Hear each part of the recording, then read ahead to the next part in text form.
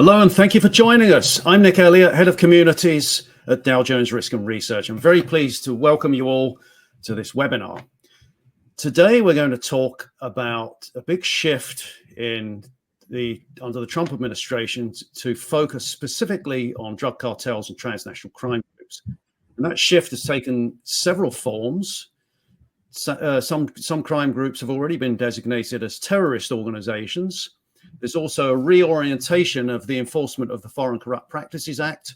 That's the long-running piece of legislation that covers bribery for in the US books, and the enforcement of that has now been redirected more towards drug cartels and transnational crime groups.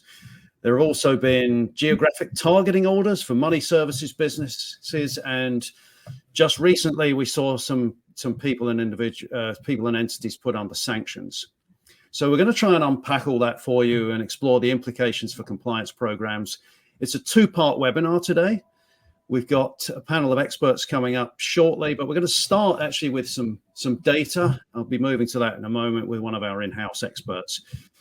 You may have questions. It's a very fluid area, so there are probably things you're going to want to ask of our experts. You have the opportunity to do that via the Q&A tab that you'll see on the right-hand side of your screen.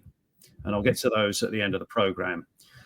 But first, let's take a look at what the data shows in this area. And for this, I'm joined by my colleague from Dow Jones Risk and Compliance, Jem Conn. Welcome, Jem. Thanks, Nick.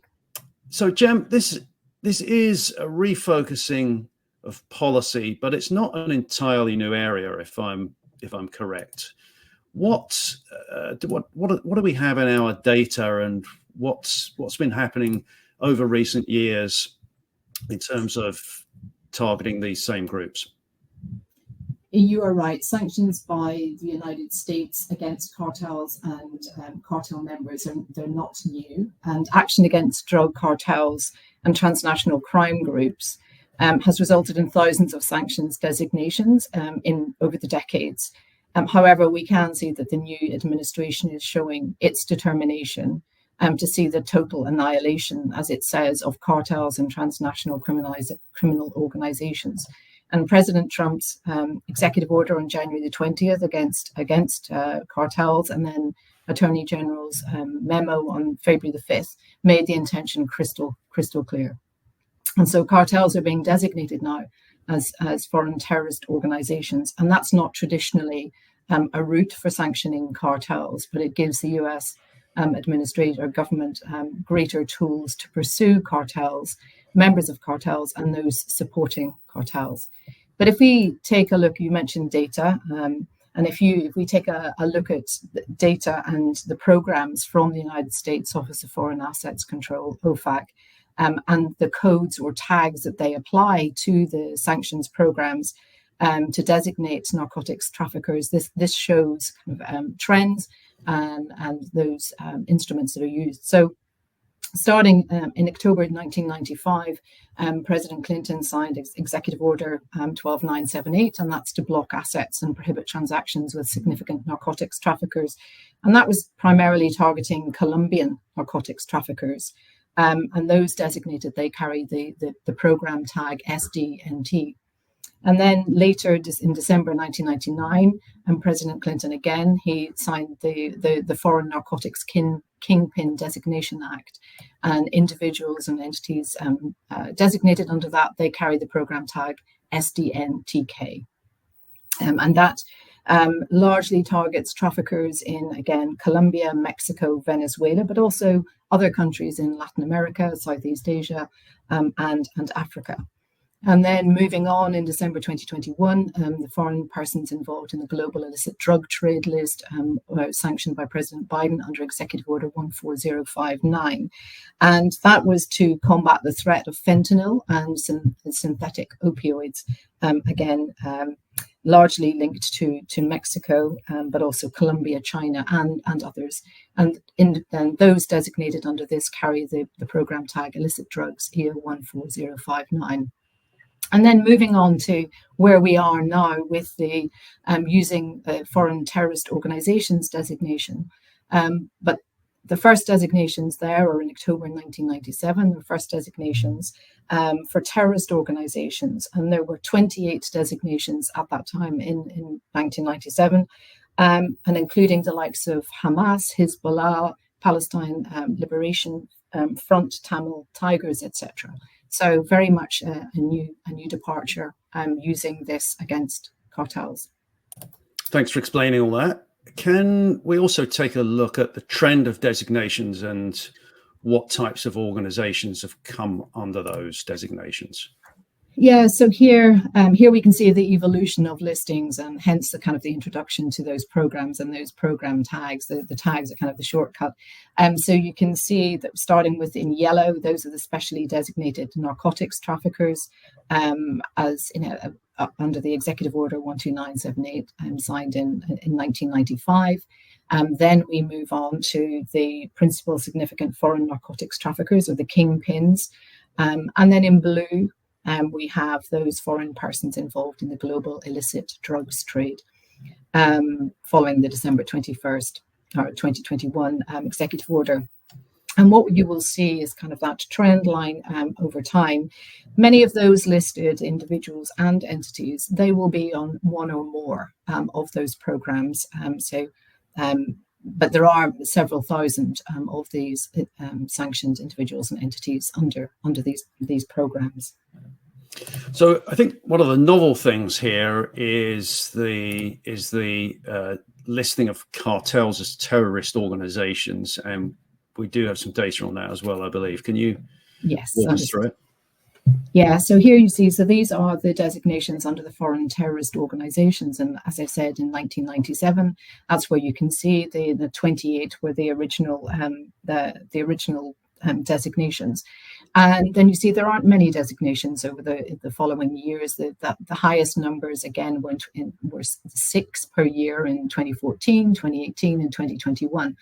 And there's a bit of a gap. And then now you have, the designations that we've had in 2025 in February.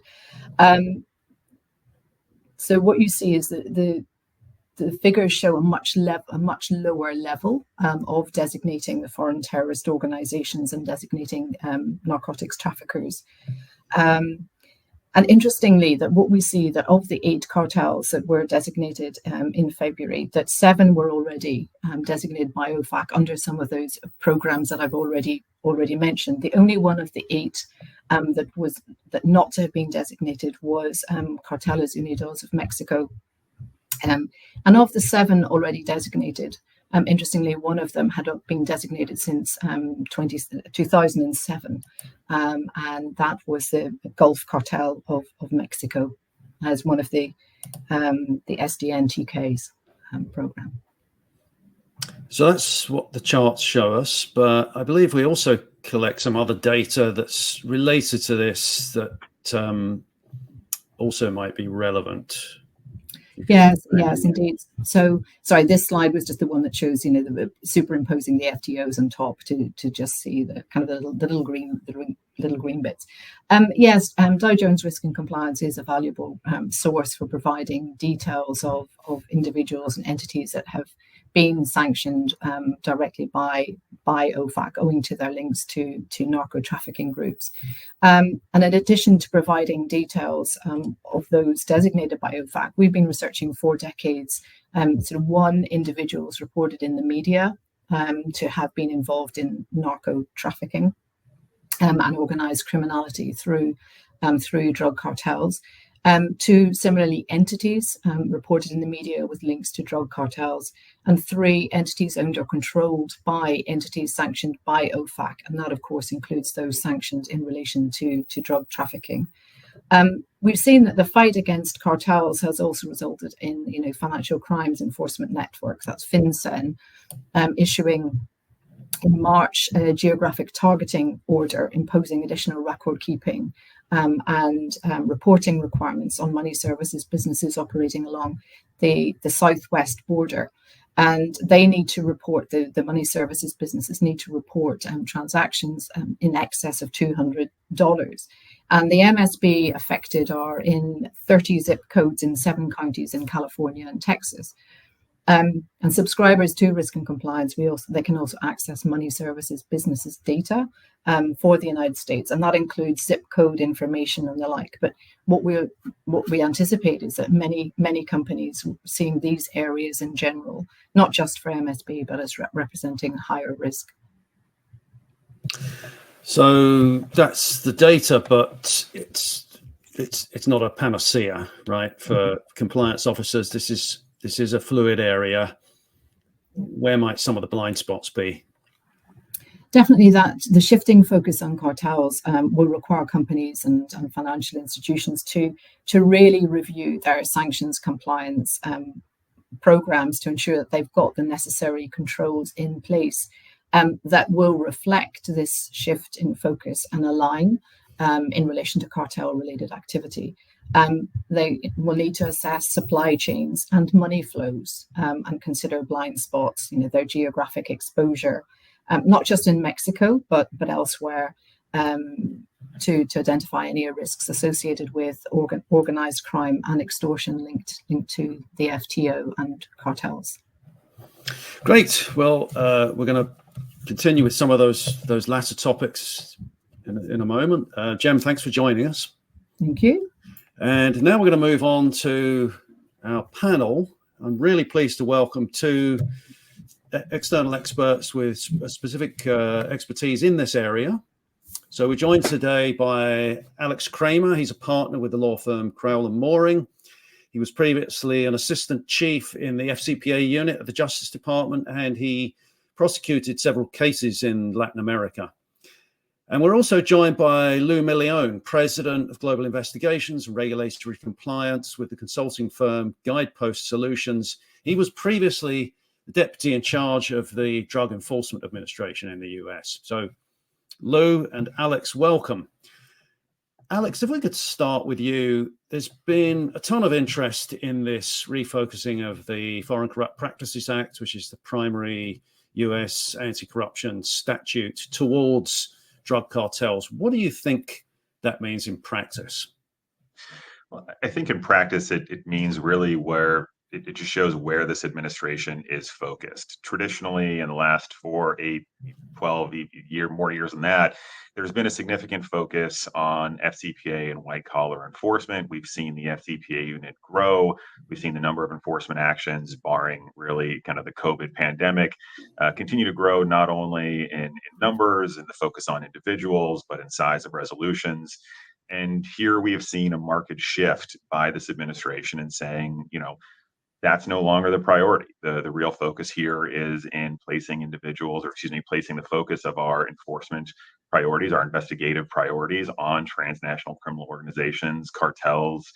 We've seen that in a number of executive orders that have made it very clear that's the focus on, first few days of this administration.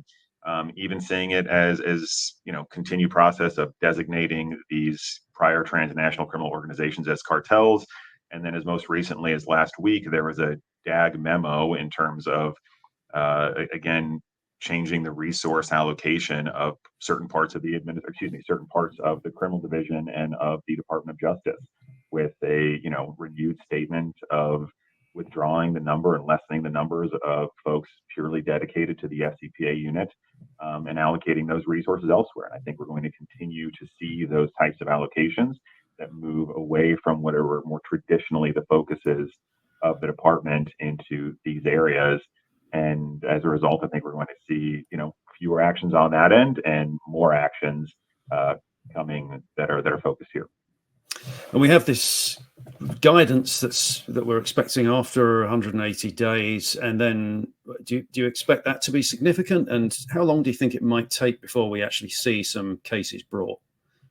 So in terms of the guidance, the executive order requires the Attorney General to provide guidance within 180 days, but also does provide the opportunity for the Attorney General to take another 180 days or additional time there. So while there may be a focus of getting that done, I think we've seen already on pre-existing FCPA cases as part of the review that's taking place. There's a review of all ongoing FCPA matters, a few matters that are set for trial. And we've seen those dates continue to get pushed back while that review is ongoing. So while we may see guidance in 180 days, I think it's actually very likely, or at least considerably likely, where that guidance is going to be pushed back even further. With that said, I think the guidance is, we've been given a lot of insight into what this administration cares about. The executive order came with a fact sheet that talked about the priorities of protecting U.S. interests, protecting U.S. economic interests, and U.S. business interests. And I think the guidance is likely to fit along those lines, saying that where you have U.S. companies focused on obtaining business, particularly in areas of concern, whether that's mineral rights or areas of significant uh, import to this administration, there's going to be perhaps a higher bar or less of a focus on investigating those matters, whereas investigating cases that do touch upon any kind of transnational criminal organizations, the money laundering that was typical in a lot of the Latin American cases that did touch upon, cartel money laundering or other areas, that is likely to be a focus. Areas where there are potential situations of foreign government officials shaking down U.S. businesses, trying to get bribes. I could see really the focus more being on those types of organizations, on those types of individuals, or on organizations that are competing with U.S. interests and using bribes to become more competitive than U.S. Companies. And one other question about this pivot, which is the increased responsibility being given to U.S. attorneys' offices. What's the significance of that? So I think that's actually a very significant area. So traditionally, under the Justice Manual, the fraud section was given exclusive authority to investigate and bring FCPA cases. And there's significantly good reason for that, right? In terms of dealing with matters where you are dealing with foreign countries and potentially politically sensitive matters, there was an import to having an organization that could deal directly with the Office of International Affairs and State Department to ensure that things were being handled appropriately. Here, there's now been a shift. Now, the shift is only in these matters for transnational criminal organizations and cartels, but it's still a market shift. And I think what you're likely to see is you now have 90 plus districts throughout the country that no longer need to coordinate with the Justice Department, main justice, and the fraud section to bring these matters, which could lead to, disparate types of investigations and enforcement. You'll see focuses where individuals at these U.S. attorneys' offices are maybe issuing more subpoenas, maybe bringing more cases, more overt investigative steps that would not necessarily have occurred just under the fraud section based on numbers. So I think that decentralization, even just on the issues of cartels and TCOs, really does potentially expand the number of investigators and prosecutors looking at these types of actions. I also think that while the decentralization here is limited, that decentralization may continue. We don't know what the guidance will potentially provide. And to the extent that's the case, I think companies and anyone doing business internationally, but particularly if it's addressing any of these areas where, even normal business is touching TCOs and cartels in Latin America and other areas, that, your antennas really need to be up because you're now no longer looking at a group of 30, 40 attorneys in the fraud section. You're looking at potentially the entirety of the U.S. attorneys' offices that can now bring these cases without that oversight. Lou, let's turn to you. So on that point about having your antenna up, you've written that companies are dangerously underestimating the risks from Mexican drug cartels. Can you expand on that thought? Well, I mean, and Alex points out the decentralization. You can have very aggressive prosecutors' offices around the country doing these investigations. And when you have, I think the last report was Sinaloa and CJ&G, the Jalisco cartel, in more than 50 countries around the world.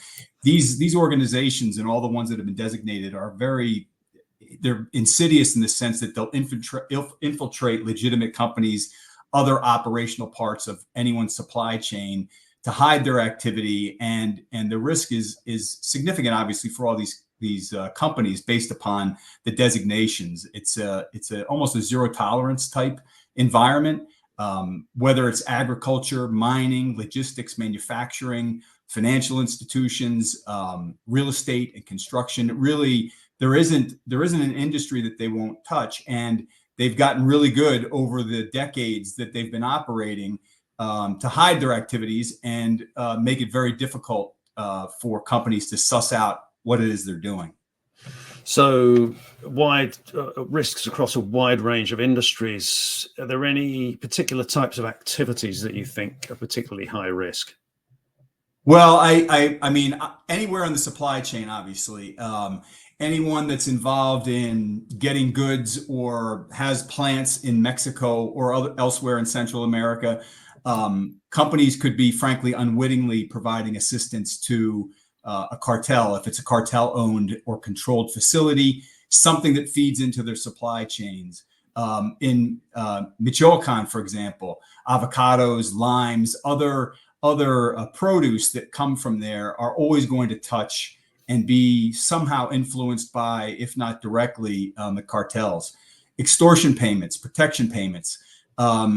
These companies have to operate, and the companies downrange operationally in Mexico and elsewhere have to operate. And it's a very difficult, almost untenable situation for them. But there will be safe passage payments. Now, with the designation of the cartels as terrorist organizations, those kinds of indirect payments could be certainly seen as material support and make companies or individuals vulnerable. Human capital and services. Sometimes security organizations, security companies in Mexico for an auto manufacturing plant or any of the companies that operate down there may be controlled by the cartels, and there will be quite a strong influence by the cartel for a particular company to hire those security services.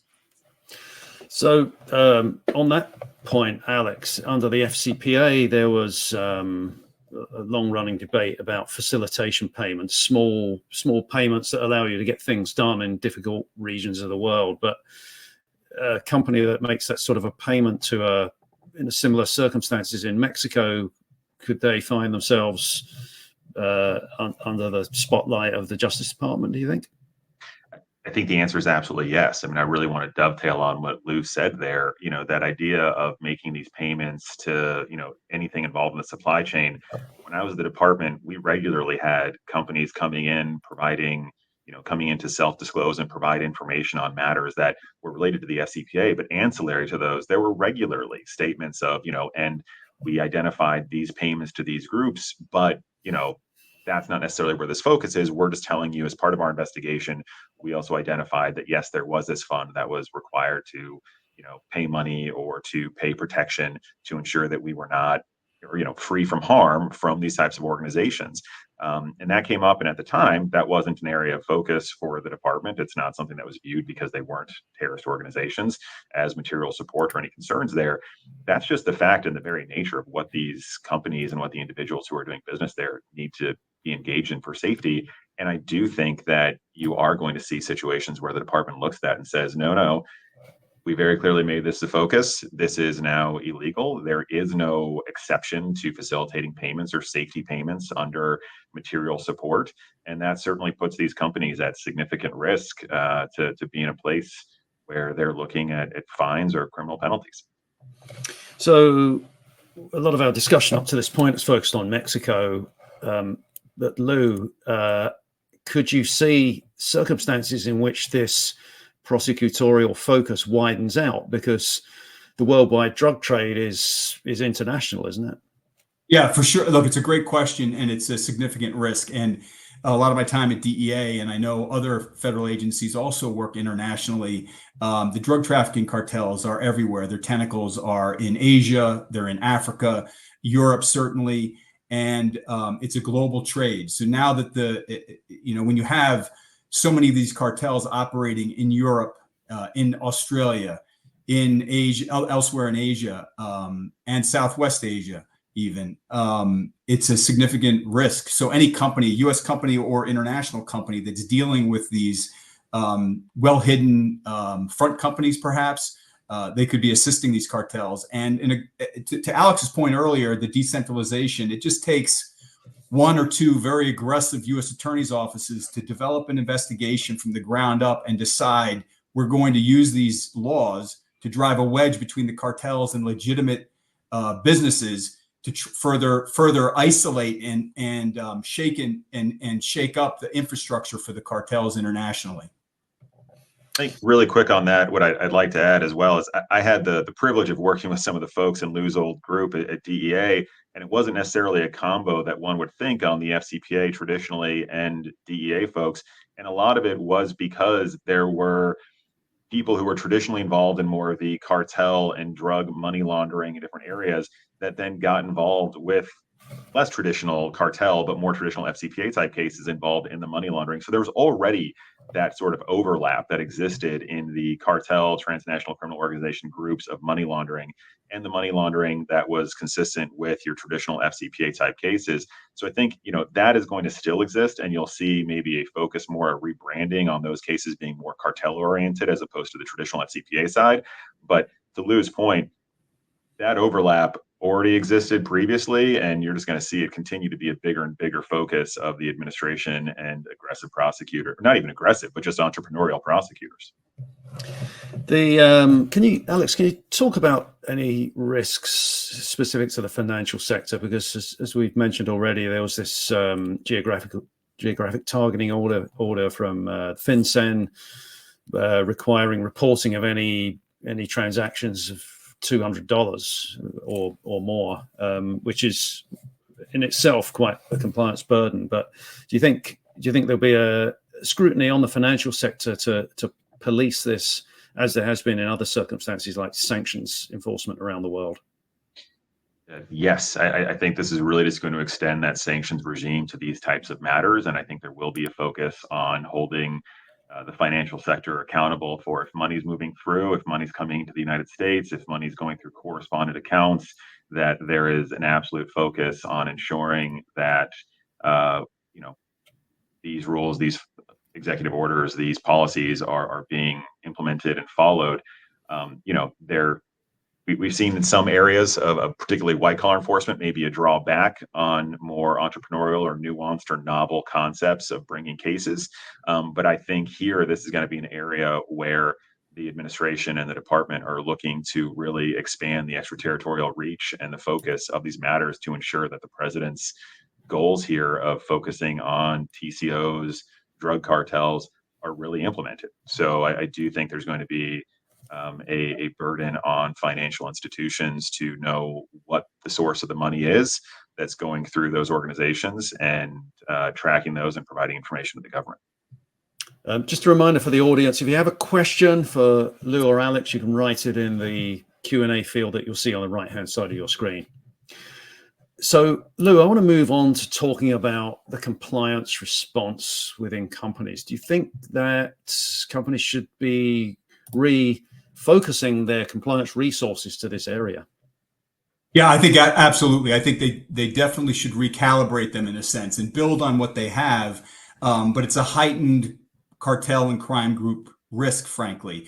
And the phrase that comes to mind is basically breaking down. They need to break down silos if they exist. The silos are frankly the cartel's friends and will make them, the companies, have more blind spots. And whether or not there's some kind of cross-functional coordination, like a cartel risk task force or something, even in the short term, to be able to look and break down those silos, get compliance, get legal, security, procurement, operations, and like different business unit leaders together to share information. Because what we've seen is in the private sector, I've seen procurement might spot something that's unusual, but they may not be talking to security, who could have heard something or gotten some soft intel that would be very valuable, I think, for a company about local cartel threats. And taking the data, what do you have as far as data goes, and then doing these intelligence-led investigations. So the last thing I'll say on that, certainly recalibrate. And secondly,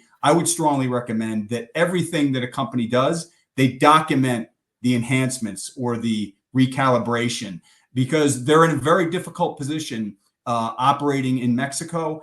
And it will be important, I think, when the authorities, whoever they are, come or you get hit with a subpoena. What have you done?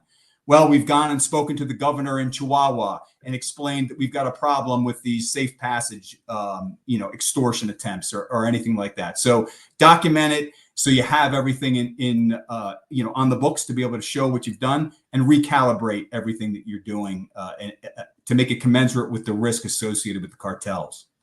And Alex, do you have any additional thoughts about the compliance response that companies should consider? I think it's a very difficult position for them to be in because there really has been a reconfiguration of the priorities of this administration, but it doesn't necessarily negate a company's responsibilities to continue their compliance in other areas. We talk about the FCPA and the shift in priorities here, but as many of the folks here listening or watching this webinar will know, the FCPA has a 5-year statute of limitations that can be told, right? So that means that there may be a new shift in priorities where FCPA is back on the table. So you can't just say we're doing away with those compliance responsibilities and now shift it here. I think that you have to find a way to be responsive to both your more traditional, responsibilities of focus on compliance, but then shifting those resources here. And I think that goes to Lou's point of not only looking at where you need to be focusing, but really documenting how and why, so that to the extent you do wind up in an issue in the future, you're able to say, listen, the company's still spending X amount on compliance. It's still something they greatly care about. It's still something that is a significant concern. But of course, do listen to the enforcers and we do listen to the regulators. And that's the reason for our shift in focus of this area. So to the extent resources were moved and maybe we as a result missed something on one area, it's because we were listening to the priorities and the focus of the administration, because that's going to be an important story to tell no matter where your concerns come from. But separately, very much agree with Lou. This is an area where this administration and this department are going to be looking to bring cases. It's not simply a matter of wanting to say things in the EO or say things by designating certain organizations. They're going to want to see results. And that's going to mean we have aggressive investigations and prosecutions of these matters. So to the extent a company winds up, in the crosshairs of one of those matters, they're going to want to be in a place where they can have said, this is what we did. This is how we engaged with counsel, our compliance folks, or whomever it might have been, and all the proactive steps we were taking, so that yes, there may be an issue, but these are all the mitigating things that you need to be considering, because they are things that we took into consideration as part of this process. Lou, if a company wants to conduct some enhanced due diligence or have an investigative firm go down and look into suppliers, for example, how easy is that to do in a region where the drug cartel has a lot of power? It's a great question. I don't think it's easy, but I think you can try to keep it as simple as possible. And the first thing would be to basically map and audit that entire supply chain, really break it down and look for where are the vulnerable geographic locations, the vulnerable sectors, come up with a multi-layered strategy where it's going to be enhanced due diligence on all the partners and suppliers, rigorous due diligence on new business counterparties, whether it's a joint venture or whatever it is, new suppliers or partners undergoing enhanced vetting. And you need to be able to be on the ground. It's not going to always be in a kind of a clinical, pristine environment. If it's a company that has plants or anything throughout Mexico, you have to be down there listening to people, talking to personnel that work there, getting the intelligence, creating an environment where they're going to want to share information, because the more you know, the better it is to be able to be proactive and try to understand the threat and neutralize it. Those are, I think, are the main things. And lastly, on the due diligence, third-party vendors, joint venture partners, those are significant areas of risk. I think that you can rank them perhaps based upon data and based upon all the information that you have, that the company has, and then figure out how to rack and stack a very deep dive on those to minimize some of that risk. Alex, is there anything you're seeing in terms of good practice for due diligence in this region of the world where the risk is high? No, I think Lou's just absolutely right. I mean, ultimately, it can be difficult here to focus on, cartels aren't necessarily saying that, hey, I'm a cartel, right? So it's engaging with local experts, teams like Lou's, other areas where there are knowledge of people on the ground, so they can run a list of, known aliases, known contacts, known, affiliations, because that's really where you're going to wind up in trouble. These cartels have their tentacles in a lot of companies that might otherwise seem legitimate. So it's getting access to folks with an expert knowledge on the ground, right? I think some of the best things I've seen people do are really focusing on getting access to those types of resources, that local knowledge, and then running that against those red flags, those other high risk areas that help you focus on, how you want to do a risk mapping of where you need to be putting your resources. Nick, if I could jump in just to build on what Alex was saying, especially in this kind of an environment, if companies are going to undertake this kind of an assessment, I think, and we normally will be, it's always important to do that in a privileged environment with someone like Alex, with someone at a law firm that has some expertise in this area, so that you've got the company, you've got, whether it's a firm like Guidepost or whoever it is, but also counsel to be able to make sure that everything you're getting is privileged. And as you discover it, you have a very thoughtful way in which you're going to deal with what you find. Lou, you mentioned silos earlier, and we have an audience question which touches on that. The question is, are there particular skills within a compliance program, such as sanctions or money laundering, that would put you in a better place for addressing this risk? Well, I think both of those are obviously, you want to have those skills, but I think it's going to come down to a lot of common sense and having your ear to the ground and listening to identifying the people that you can find information from downrange, doing as much as you can with data, whatever data the company owns. Of course, it's a double-edged sword. The company owns it. And if there are things that you can learn from that data that will indicate this is a vendor that, why all of a sudden are they providing a huge quantity of plastic bags when they were a very small vendor before. So I think the skills are going to be understanding the threats, understanding the cartels, understanding the operating environment, and the ability to look for those red flags as they go through the data and the intelligence that they get. Great. Alex, so under the FCPA, a lot of attention in the past was paid to working with government officials of various kinds. Is that still going to be an important issue given this refocusing of priorities? And sorry, in that case, you mean on the focus of prosecuting government officials who are involved? Exactly, yeah, as being high risk. Absolutely, I think that is still going to be the case. I mean, as you noted in the past, there's been a strong focus on charging and investigating corrupt foreign officials. Previously, it was usually done under a money laundering concept because you couldn't charge those individuals with the FCPA. But there was the recent passing of the FIPA, the Foreign Extortion Prevention Act, which directly then provided an ability for prosecutors to go after the individuals who were demanding those bribes. I think that is still going to be a focus. I mean, interestingly, in all this talk about the FCPA and the pullback of FCPA enforcement, you haven't actually seen any direct statements on FIPA enforcement. Now, part of that, I think, is because FCPA enforcement was such a big thing, whereas FIPA is new, so the focus just isn't there. But I think it's also in part because prosecuting corrupt individuals or corrupt foreign officials who are trying to shake down U.S. companies is actually very consistent with the FCPA executive order that is intended to really go after and safeguard U.S. business interests and U.S. businesses doing, trying to obtain contracts and trying to obtain business in these countries. So, the idea of a corrupt official who is trying to shake down a U.S. entity, I think is still very much in the crosshairs of the department and something that they would continue to focus on. So to me, that is still an area ripe for this type of case. Now, of course, we'll see what the guidance says. Maybe there's a focus on particular areas where there are foreign officials. I could, for example, see if you have a foreign official who is shaking down companies and really saying, hey, if you U.S. company don't give this to me, I'm going to give it to Russian company, Chinese company, whoever that might be a competitor with us, particularly in a highly important area like minerals or other areas, then yeah, I think that's going to be an area that this administration, this department really want to focus on, and you'll see continued cases showing the importance of that.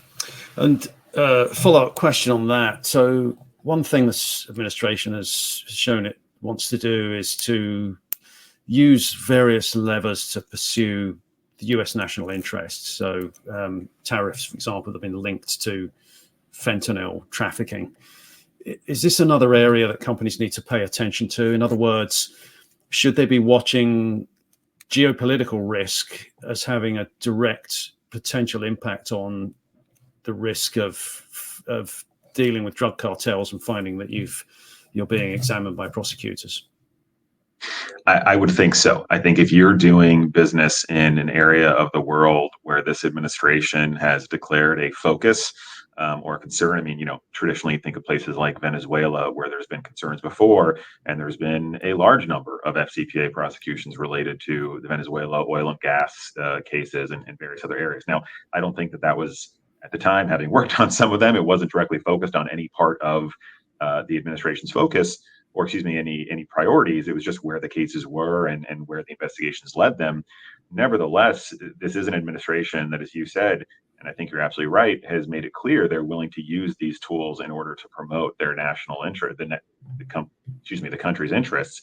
So I do think that there will be, to the extent there's a FCPA unit that still continues to exist, and I think there will be, a statement of, hey, let's focus these cases on areas where the administration, where the department think they should be focused on.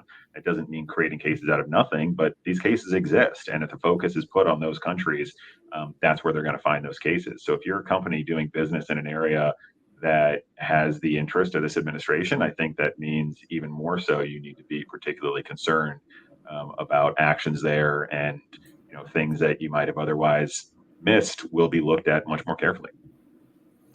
And Lou, just coming back to the due diligence for a moment, are there specific red flags that companies should be alert to that may indicate that they've been doing business with a drug cartel?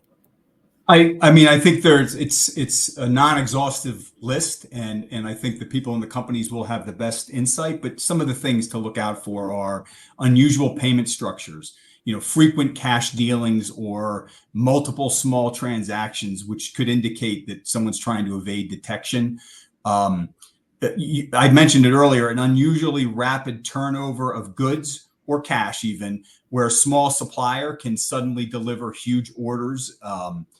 A complex ownership structure of a company when you do a due diligence, this tangled web of these different interconnected entities sharing beneficial owners. I think those are red flags that will want to be unpacked and investigated, or sudden changes in pricing. Obviously, things like, payments that are listed as facilitation or security charges that are going to unknown parties. I think those are, and finally, an obvious one is when you probe, let's say you determine that some vendor is a high risk, and you probe and they are resistant to, and I've certainly seen this in the private sector also, they're sometimes resistant to providing information, or they insist on you use some certain channel to communicate. Those are all good red flags that require additional follow-up, and never underestimate the soft intel, the rumors, the intelligence that you're getting from your people, because very often there's some thread or some kernel of truth in those. And question about the way that companies run their compliance programs. If in many areas of compliance, companies are reliant on their employees for speaking up. Speak up culture is the phrase that's used a lot. But in this case, do you think a company could reasonably expect an employee in Mexico to speak up if they think they've come across a drug cartel transaction? Because there's a lot of risk here for that person in doing so, isn't there? Yes, there is. And this is obviously, it's not, there's an academic part of this, but this is not an academic exercise. There are real lives at risk, and real, some existential risks to the company also. So I think a company has to have that and push for that, and couch it in terms of we want to know these things so that we can get ahead of it. But it is going to be up to individuals, and some individuals may be very reluctant based upon the level of violence and the fact that many of these people live in the community where the cartels operate. So this is not an easy thing to navigate, and I think you need to be sensitive to that, but also continue to push the envelope to try to get every bit of information that you can get. And Alex, FCPA related question for you. So there's been a long running debate in relation to the FCPA about whether companies should self-report. They find something, they take it to the Justice Department and the SEC, and the Justice Department potentially gives them some leniency in whatever penalty is handed down. Would the same, do you think, apply here? If a company finds transactions with the drug cartel in its supply chain, for example? Should they be taking that forward to the DOJ? So I think similar to how it was in the FCPA, you're going to be in a situation where it's highly fact dependent, and that's one where you are going to want to be talking to counsel, especially counsel who's sort of had, I think, experience in that situation, because there are times where it makes sense. There are times where it doesn't. I mean, even if you're, under the FCPA, almost guaranteed a declination, dealing with the government can be a long and expensive process. And so you have to really assess what are your risks, what are your concerns. Now, let me say this with a caveat of, to the extent there are any mandatory reporting obligations, based on what industry you're in or other areas, that's a different concern. Obviously, you have to address those. But if you are a company that becomes aware of this information, that decision to self-report, I think, is something that can make sense, getting ahead of it, particularly depending on how you became aware of the concern, taking advantage of the voluntary self-disclosure policies in the criminal division. There are certainly areas, I think, that it may make sense to still do that. But it's, again, that is a highly factual question. And I think it's one where you're best suited, to the extent you integrate counsel, have counsel in as part of it, and have those discussions from early on. Because to the extent you want to take advantages of those policies, sometimes you need to come in relatively early. And so you need to be making those decisions very quickly. And so, having a group of folks who are looking at all the different angles from an early time is really where you're at a great benefit. Great.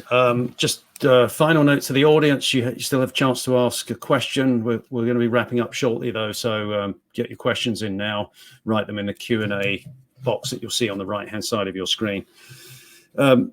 Lou, what sort of awareness do you think there is among companies of this risk? How would you characterize that?